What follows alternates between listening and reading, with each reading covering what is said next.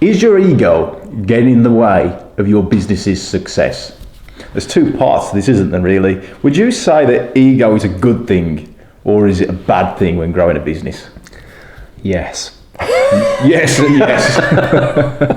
Yes. Okay, go on. You go for it. Okay, so here's an example. If you haven't got an ego, then you haven't got the self-belief. You don't believe in yourself enough to go out there. You haven't got confidence. So maybe that could be confused between the two things. But if you are confident in the first place, then you are going to be out there and start that entrepreneur ladder.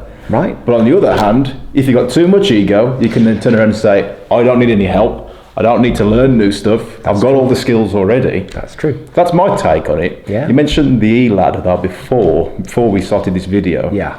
So what's your philosophy on ego? Yeah, I mean, look, everybody has, Michael Gerber calls it an entrepreneurial seizure, doesn't he? Mm-hmm. So when the employee decides, right, I've had enough of working for this idiot, I'm going to go and do it for myself. Mm-hmm. So for me, there's got to be a high level of self-belief in there, and that must accompany ego to a certain extent, because if we didn't have a high level of self-belief in ourselves, then we wouldn't go out and start a business in the first place.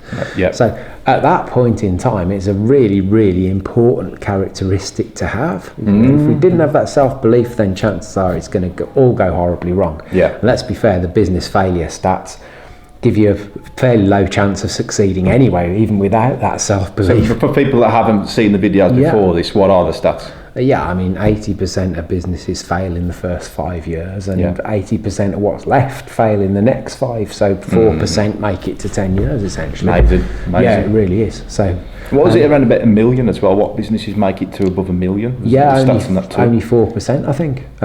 So 4% of what's left, I guess. So it's a really small number, isn't it? Crazy. Yeah, it is. So lots of micro to small businesses out there, and that's the backbone of our economy, isn't it?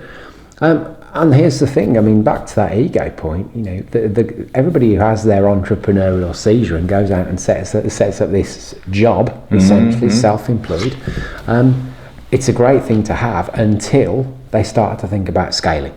And at that point, that's when the ego gets in the way. Right. Because we've talked about it before, haven't we, the old Superman syndrome, right? So, I mean, what's your take on Superman syndrome? Where have you seen this picture? Well, yeah, absolutely. You go out there and think that you can do it all. You won't ever delegate the work because you think that the best. Absolutely. You're the best at doing that job. Absolutely. We see a lot in, back in the industry I'm from, especially tradespeople as well. Yeah, somebody go out there and be a tradie, and then they won't ever employ new people because they're always the best person at doing it, and the apprentice eventually gets a bit pissed off with them and goes and starts on their own, and then you've got another person doing the same thing. Absolutely. So it's not about position in the business, by the way, it's about mindset in the business, because you could still be the business owner with a ego in there and the Superman syndrome kicking in and doing all the stuff like the example you've just given that you're paying people a far lower rate to do. And for me, that's when this really gets in the way, because if you're choosing to jump back into that operational stuff, first of all, it's always going to come.